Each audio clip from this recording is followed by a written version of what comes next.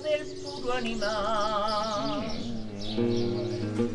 ¿Cómo va? Soy una astilla del tronco que vuelve hacia su antigua raíz mineral. O de dentro del hombre dormido.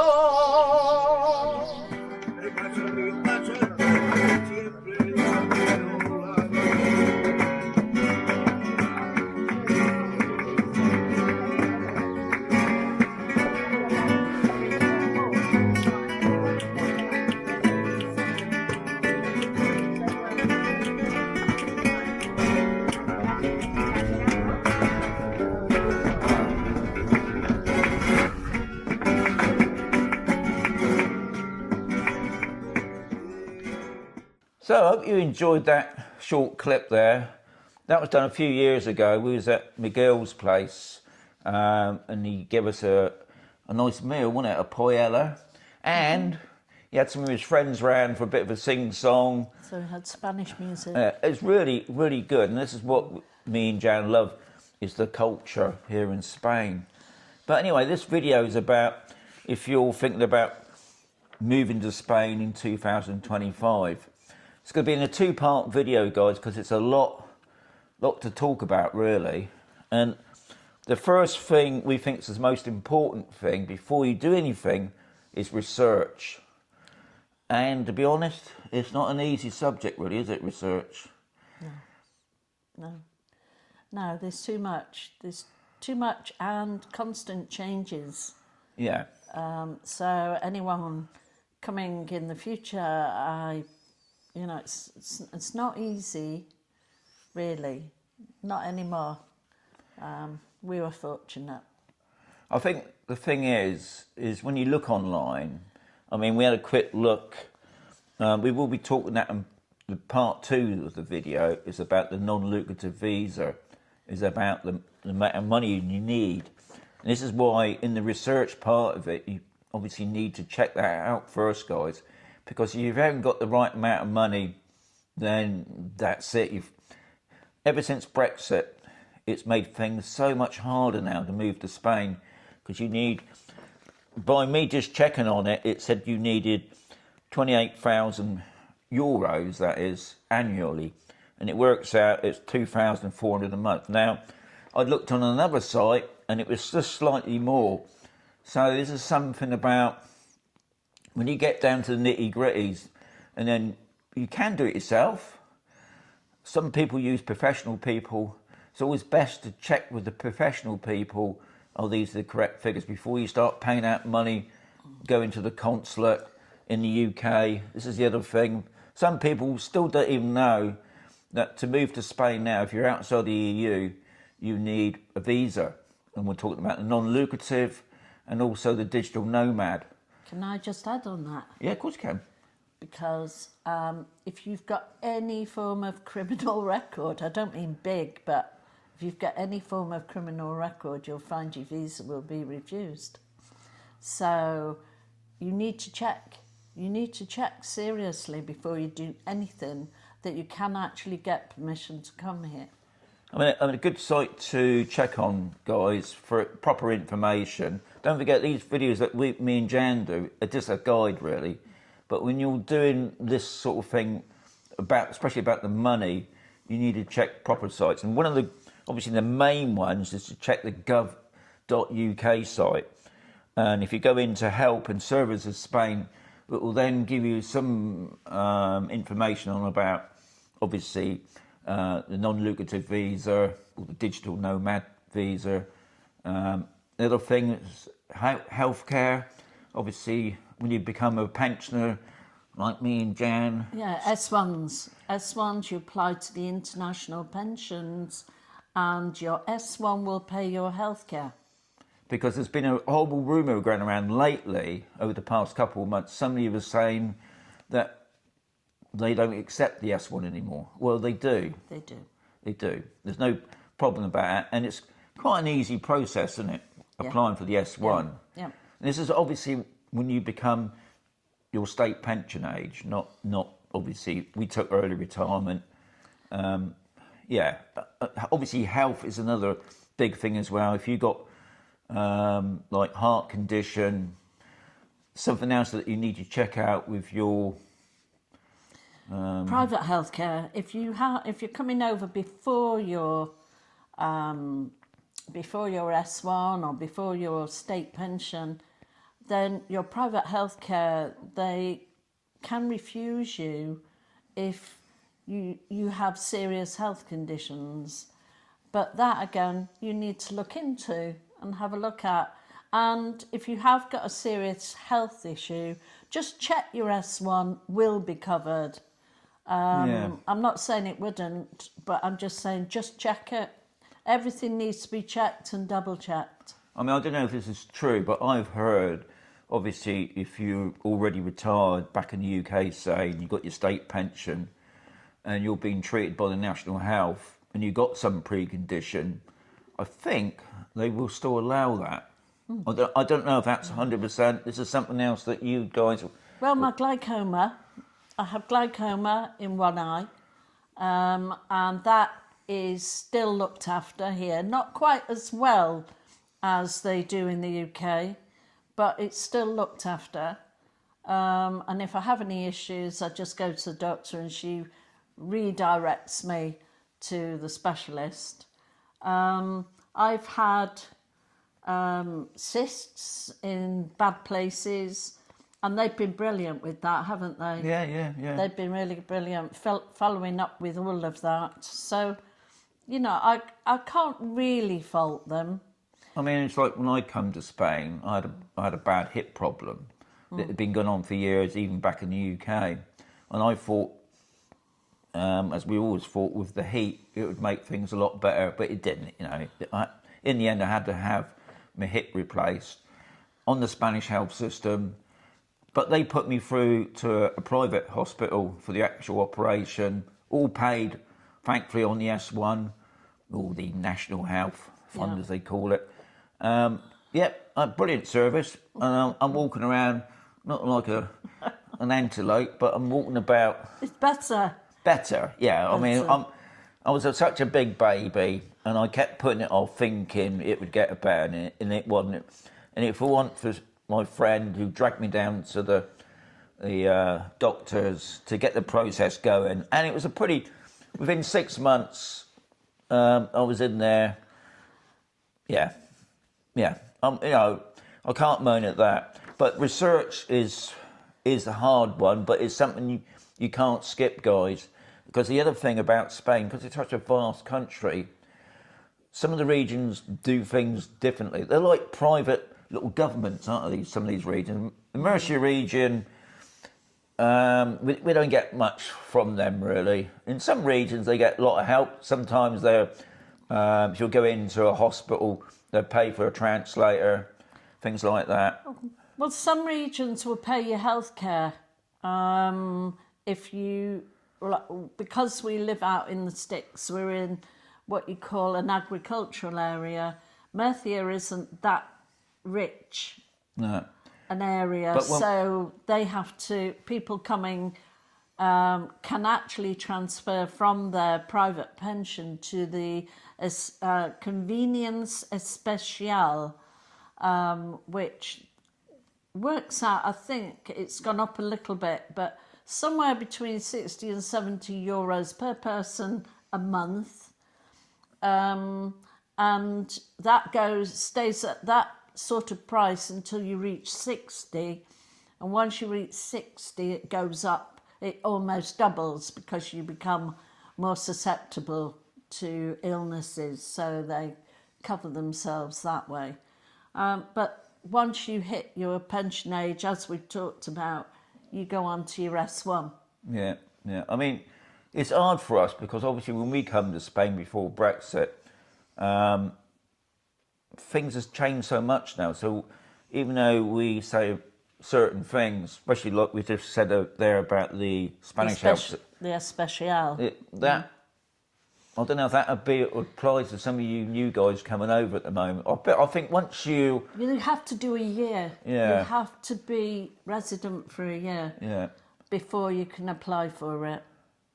But the other thing is, what I like making these videos is obviously other people that are going through the same process, they can add their comments below to help others. We can only tell you what we've heard. Hopefully some of them are true and not all rumours. So, research, guys, is the main thing, because if you ain't got the money, or you've got a health problem, or you're a criminal, you won't be able to come to Spain. But if you pass all that, and obviously you understand a bit. I mean, another thing we found out was, when we was looking way back, you can buy books, but the books weren't much help really, were they? Because they were living in Spain books. No. Well, to a degree, there were snippets. Yeah, I mean, obviously, I suppose about if we're going down to the south, like Malaga and that, the climate's slightly different down there to, the climate that if you went up to above Barcelona way, different climates. Obviously, culture is different as well. I mean, people bang on about this, got to be learning Spanish. Well, guys, they obviously they speak Spanish, but you've got Catalonian, you've got Basque. All these other languages are slightly different. So, depending on where you want to go, that's where you got to do the research, isn't it? Yeah. If you can speak French, I would say some of the words of French will get you through some of the words of Spanish, because it's Latin. Yeah, I mean, some of the Spanish words are very similar in and if you did Latin at school, English, then you're well in there. Oh yeah, Latin, yeah.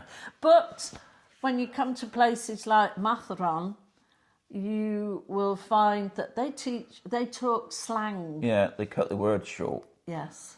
But, you know, we've done it. Right, so after research, the next logical thing is to visit Spain. Now, some people, they like watching the TV programmes, The Place in the Sun, and obviously the YouTube videos. But, guys, you need to come to Spain and see it for yourself, because most of the videos on TV programs are all going to show you the lovely places, especially on the beach, sat out on the beach there, looking at the sun. But you need to come inland a bit as well. You sort of got to get a feel for the country. Spain is completely different, I think, isn't it, to the UK? Yeah, it's very different to France as well. Very, very different. Yeah. So it's much more barren. It has its own beauty. I wouldn't say it's barren. No, it has its own beauty. At the moment, we've got green because we've had a lot of rain and a lot of sunshine. Oh, yeah. So we've got lots of greenery everywhere. But, I mean, generally, in Spain... There are areas that are really, really pretty, and then there are other areas that look as if they've been neglected or barren. I'm going to say barren. Yeah. It's a volcanic island anyway, so... It's a big island, isn't it? It's a big place. Yeah. We've only covered small parts of Spain. Yeah. And I mean, one of the other good things about when you do come over to Spain, the road system is amazing. You can get from A to B really quickly. Yeah. And depending on some of the areas that you want to go to, especially like Madrid and Barcelona, they've got a brilliant train system that, unfortunately, where we are... Hasn't got here yet. No, it's on its way. It's on its way. I mean, that's one thing about Spain. They don't hang about. They're putting in the high-speed trains now. And they're even talking about joining up the smaller towns eventually, but obviously that's a long progress, isn't it? They don't work at one end and just work along. They work in sections, and then they join each section together. Yeah. I mean, but coming to Spain is, you know, I think the main other thing as well. You've got to get a feel for it, and don't probably not come in the sort of touristy times. So what we talking now then, sort of like Easter time, I suppose? Well, yeah, it's probably from end of March through to end of June. Yeah. Is the best time to come, because obviously then it goes into the real heat. But if you are thinking of living here, you need to experience the heat and you need to experience the cold. Yeah. Oh yeah. Well, that we're talking about that on another subject. But thinking about it, we're going to go straight on to that, because I'll put it... hence the cold. Yeah, well, we're down in the basement And today, to be honest, even though There's no heating. I couldn't down believe here. it, they said this weekend the temperature's going to be up to 22, but at the moment, no way it's 22 out there, is it? It's gone a bit cloudy today. They're giving a weather wind warning further up coast, Costa Brava way. It's more like 10, 12 outside. Yeah, so it's quite similar in here then, Today. really, isn't it? Yeah. It's just as warm as it is out there. We're not moaning because we love it. So the next one was the weather. And that sort of comes in with this visit in Spain because you do need to come here, guys, in the winter and in the summer. Oh, God, yeah. And I think it sounds daft, but the summer obviously is probably the main killer. July, August, and we're talking up in the 40s, and it gets hot. And a lot of people stay inside, believe it or not, because it's just... I do. Yeah, it's just too hot, isn't it? And this is where people are saying, oh, we saw a video, you was going through a town, and there's nobody about. Yeah, because it's too hot. But, yeah, you need to come out at those times just to make sure, because some people can't stand it. And obviously the other one, which I always go on about a lot, and Jan really noticed it, you get, once you start living here in Spain, you acclimatise to the weather. I find the summer okay. But the winter time, even both of us, I don't enjoy the winter. I know we ain't got nothing like what you get back in the UK. I think today I saw it was minus 14 in the UK. In some places, yeah. Yeah, I can't even imagine that. But here, we don't usually get minuses. But we get -1. Yeah, but but that's usually at night when we're in bed. But not very often, is it? No. But it's still cold, isn't it? I mean, and I think when you're looking at property, especially, you've got to take that into consideration, especially heating. Well, it's not just that. Spanish urbanisation houses are built more for the summer because of people coming over and going on holiday. So they're not insulated. Well, officially, these new properties they're building now... They're supposed to be. You know They use the insulation block. Yeah, what's that grading rubbish? A, B to D. Oh, yeah, the energy efficiency. The energy efficiency thing. Now, Spain has been doing that, obviously to do with the EU again, but I noticed over the past year or so that they use that now. When you're buying a property, that would be at the bottom. The energy certificate. Yeah, the energy certificate. We had that when we bought this. Yeah, ours is at the bottom. E. I think it was Z, really. No, it wasn't. I think it was E. But I've noticed some of these newer properties, thing about Spain, they're not regulated properly here, but some of the newer properties will say they're properly insulated, but you want to check their walls, because they're not. We've, in the basement, we have concrete pillars and then we've got poured concrete walls. But most people have got, instead of the poured concrete wall for the basement, they've got breeze blocks.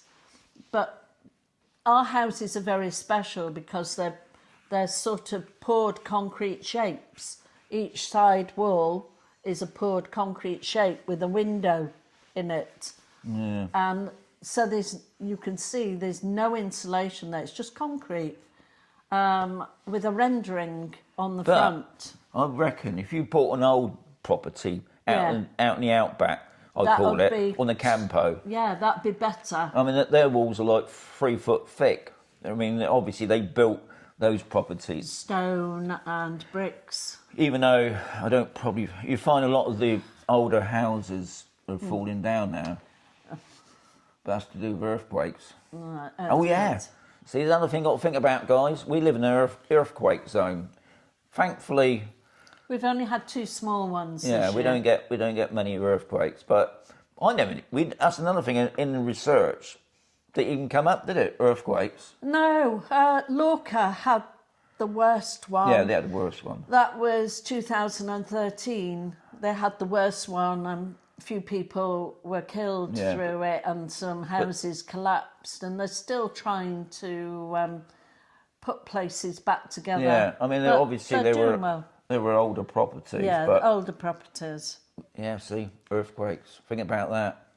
So we're going to finish it here. What I'm going to do after we've just finished chatting, I'm going to put a few more clips at the end here, showing you a bit of the Spanish culture again and what you can get up to, and then the following week we'll go into part 2, and that'll be we'll go a bit more into the non-lucrative visa, and I'll see if I can find out a bit about because the problem with the non-lucrative visa, you've got to have it for 5 years before you get your proper TIE card, but also you can't work. And I think this is something else that people... That's what it means, non-lucrative. Yeah. You cannot work.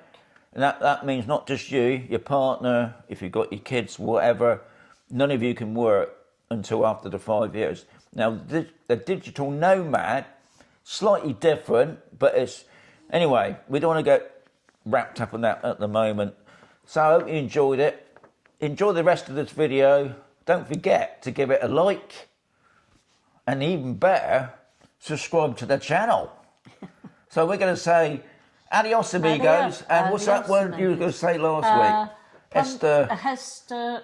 I can't remember it. No. I'm sorry. Oh, I don't use it very often. No. Go on. So, no, I can't. No, you can't. No. No, hasta luego. Yeah, I can't get my mouth around it. Anyway, adios, guys. And I do speak a bit of Spanish, but I can't get my head around that one. No. Okay. Well done. Okay.